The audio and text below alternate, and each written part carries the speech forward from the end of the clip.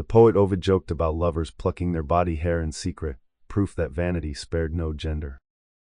The pursuit of smoothness was not only aesthetic. It signaled refinement, a body disciplined and civilized. To be hairy was to be rustic, unkempt, almost barbarian. To be smooth was to be Roman. Clothing and constraint beauty did not end at the skin. Clothing too imposed its burdens. The stola, the long dress of a matron, was heavy and layered, often dragging across the ground. Jewels, though dazzling, weighed heavily on ears and necks. Even shoes could bite the feet, crafted more for display than comfort. And then there were the girdles, tight bands that bound the waist, reshaping the body into the desired form. To wear them was to signal modesty and propriety, but also to endure restriction with every breath. Men in the mirror, we should not imagine that only women suffered for beauty. Roman men too cultivated their appearance. Beards were plucked or shaved daily, with razors that often cut the skin. Hair was trimmed and styled, sometimes even dyed. Muscles were honed in the gymnasium, where sweat and pain produced the ideal of the strong citizen. For the wealthy, perfumes and ointments added luxury. But here satire returned again. Men accused of excessive grooming risked ridicule as effeminate, blurring the fragile line between refinement and corruption. The pursuit of beauty, for men as for women, was a tightrope, admire, yet dangerous. The price of desire. Why endure all this pain? Because beauty was power. A woman who dazzled might win a wealthy husband or an influential lover. A man who impressed with physique and bearing could rise in politics, command loyalty, or seduce allies. Augustus's daughter, Julia, was famed for her allure, which she wielded in defiance of her father's stern moral laws. Messalina, wife of Claudius, used her beauty in tales of scandal and ambition. Even emperors were judged by appearance. Suetonius describes Caligula's pale face and wild eyes as omens of his unstable rule. In Rome, beauty shaped destiny. But every destiny demanded sacrifice. The critics of vanity, not everyone admired the pursuit of beauty. Stoic philosophers mocked cosmetics as weakness. Satirists painted noblewomen as slaves to mirrors, unable to endure natural age. Christian writers condemned adornment as sinful, a distraction from spiritual purity. For them, the pain of beauty was not just physical but moral, proof that Rome had lost itself in vanity. Yet these critics reveal the paradox of Roman society. Beauty was scorned, yet demanded. Women were mocked for painting their faces, yet condemned if they did not. To live in Rome was to be caught between expectation and criticism, between the desire to please and the fear of censure. Conclusion: the chains of the mirror. The pursuit of beauty in Rome was not frivolous. It was survival. Every plucked hair, every powdered cheek, every agonizing braid was a step towards status, protection, or power. To neglect appearance was to risk ridicule, to forfeit influence. And so, Romans suffered willingly. They painted with poison, endured the burn of wax, and bore the weight of jewels. Behind every marble statue of serene perfection lay days of struggle, cries of pain, and the hidden labor of those who served. Rome's beauty was dazzling, but it was never free. It was bought with blood, sweat, and silence, the eternal pain of beauty. Part 9. Controlling fertility in Rome. Sex was celebrated. Poetry sang of desire, frescoes flaunted erotic scenes, and the body was both pleasure and spectacle. Yet beneath this openness lay an unspoken anxiety, the power of fertility. Children were blessings, heirs to carry on a family's name and secure its future. But children were also burdens, economic, political, even dangerous in times of intrigue. And so, Romans, like us, wrestled with the question of how to control when, and if, new life should begin. The weight of lineage family lay at the heart of Roman identity. For elite men, producing legitimate heirs was not just personal, but political. A son ensured continuity of property and power, while a daughter could be married off to cement alliances. Failure to reproduce was seen as failure of duty, threatening the honor of the household. This duty weighed heaviest on women. Their worth was measured in wombs, the ability to carry life and to carry it safely. Maternal mortality was common, miscarriage frequent. To be a Roman wife was to risk one's body for the family's survival. But what if a woman wished to resist this role? What if a man wanted pleasure without consequence? Here, fertility became something to be managed, manipulated, controlled. Contraceptive knowledge. The Romans were not ignorant of birth control. Ancient medical texts reveal an astonishing array of methods, some practical, others fantastical. Soranus of Ephesus, a physician of the 2nd century CE, described techniques to prevent conception. Pessaries made of honey, wool, or pomegranate rind inserted to block or alter the womb. Herbal preparations, such as silphium, a now extinct plant from North Africa prized for its supposed contraceptive power. Potions of rue, pennyroyal, or Queen Anne's lace, herbs known even today for their abortifacient properties.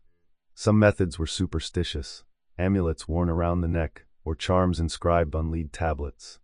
Yet others were startlingly practical, showing that Roman medicine took fertility seriously, even if inconsistently effective. Still, the very existence of these practices reveals something important: the desire to separate sex from reproduction, to seek pleasure without the shadow of unwanted heirs. The extinct herb silphium, no tale of Roman fertility is more evocative than that of silphium. Grown only in Cyrene, in modern Libya, silphium was worth its weight in silver. Its stalk appears stamped on coins, its image celebrated in art. Pliny the Elder praised it as a miracle plant, useful for seasoning, medicine, and preventing pregnancy. But demand outstripped supply.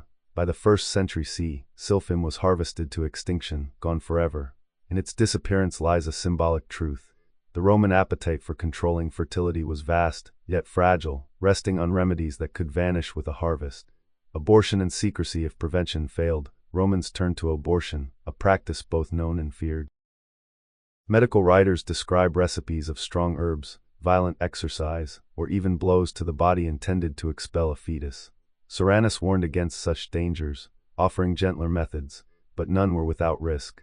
The law was murky. While the fetus was not considered a full person until birth, abortion could anger husbands who sought heirs, or anger gods who guarded fertility.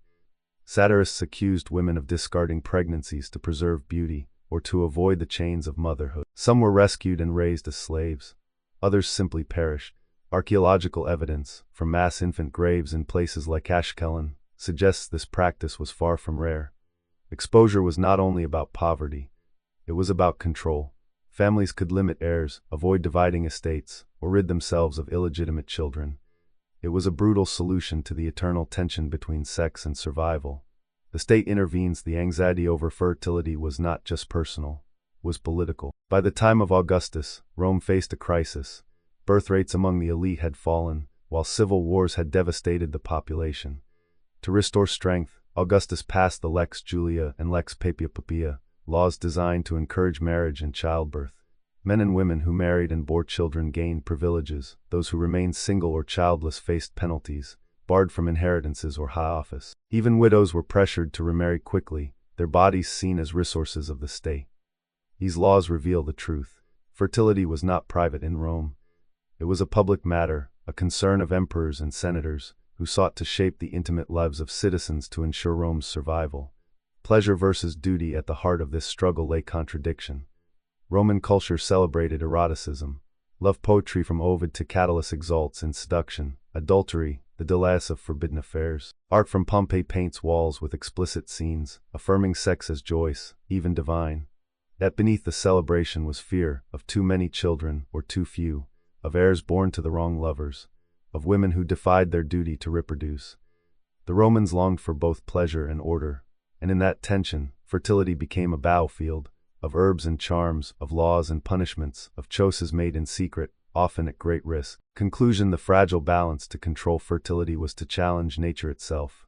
The Romans tried, with plants, potions, politics, and prayer. They did not always succeed, but their struggle feels familiar. The desire to shape when and how life begins is not new. It is as old as civilization. In Rome, the power of fertility lay between freedom and duty, between desire and discipline, between the laughter of the banquet and the silence of the abandoned child. For the Romans, to control fertility was to control the future. And in that struggle, we glimpse not only their world, but our own reflection.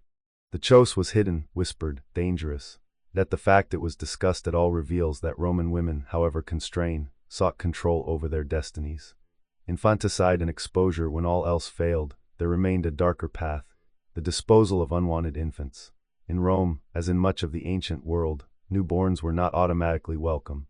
A child was accepted only when the father lifted it in acknowledgement. If he refused, the baby might be abandoned, exposed on a hillside, left at a crossroads, or delivered to strangers.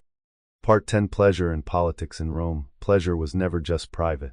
It was public. It was political. To eat, to drink, to make love, to laugh, these were not simply diversions. They were stages upon which power was performed. A Roman feast was not only a meal, it was a theater of status. A Roman mistress was not only a lover, she was a weapon of influence. In Rome, the lines between pleasure and politics blurred until they became one. The banquetus staged the Roman banquet. The convivium was the beating heart of elite society. Desks reclined on couches, arranged according to rank. The choicest seats went to the most honored, while lesser men lay at the edges. Food, wine, and conversation flowed, but so did rivalry. A banquet was not about eating. It was about display.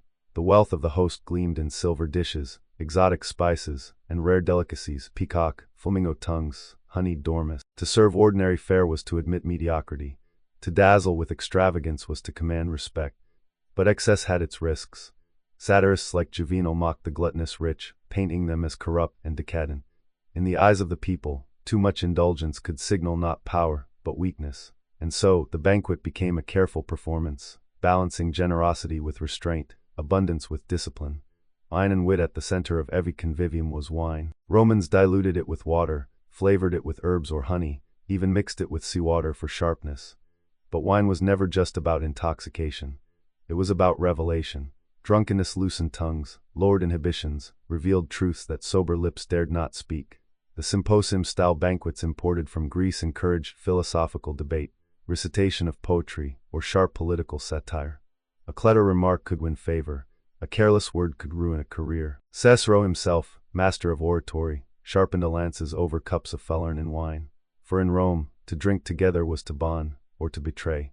The politics of desire-pleasure did not stop with food and wine. Desire itself could be political currency. Marriage in Rome was already a tool of alliance, binding noble families into webs of obligation. But affairs, too, carried weight. An emperor's mistress might whisper secrets into his ear. A senator's lover might influence the outcome of a trial. The poet Juvenal quipped that nothing was more dangerous than a woman with power over her husband's will. History proved him right. Livia, wife of Augustus, was accused of scheming with charm as much as strategy, guiding the succession of emperors. Messalina, wife of Claudius, wielded her allure in tales of scandal that shook the throne. To control desire was to control destiny. Pleasure became persuasion, intimacy became intrigue. Spectacle as power beyond the banquet hall, Rome staged its pleasures on a grand scale. The games of the amphitheater were not mere entertainment. They were instruments of politics. Emperors won loyalty by giving bread and circuses, distracting the masses with gladiators, wild beasts, and chariot races. The cheers of the crowd were more than noise. They were votes of survival. To fund a spectacle was to buy popularity. To appear in the arena, even briefly, was to risk reputation. Nero himself performed music before audiences, seeking applause as though it were legitimacy. Critics scorned him, yet he understood a truth. Power and pleasure were bound together in the Roman mind. The morality of indulgence, but not all approved of this entanglement. Stoic philosophers warned that indulgence corrupted the soul.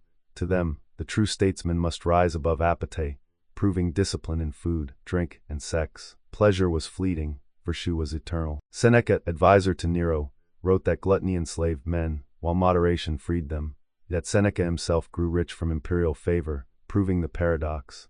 In Rome, even philosophers could not escape politics of pleasure. Christian voices, too, began to condemn Roman indulgence as decadence, a symbol of empire's moral decay. For them, every banquet was excess, every mistress corruption, every spectacle sin. Scandal and servile pleasure was also dangerous. Too much, too openly, could destroy. Take the case of Lucullus, famed general of the late Republic. In retirement, he hosted banquets so lavish that guests marveled at his wealth. Yet whispers grew, was he still a Roman, or had he become a slave to his appetites? His name became synonymous with excess, a warning to those who flaunted too much. Or consider Elagabalus, a boy emperor of the 3rd century, whose reign became a carnival of scandal. He dined on delicacies, married and divorced with reckless speed, and indulged in rumors of forbidden desires. His pleasure was his politics, and his politics led to assassination. In Rome, indulgence could make a man powerful, but it could also mark him for death. The people's gaze always, the people watch. An emperor who gave feasts to the masses, who staged games and distributed grain, won adoration. One who hoarded wealth or scorned tradition risked rebellion. Pleasure was not only for the elite, it was currency with the crowd. This was Rome's great contradiction. Pleasure was condemned as weakness, yet demanded as right. The people despised decadence, yet cheered for spectacles of excess. The Senate sneered at luxury, yet competed in displays of wealth. To govern Rome was to navigate this paradox, to give just enough, but not too much. Conclusion: the mask of power,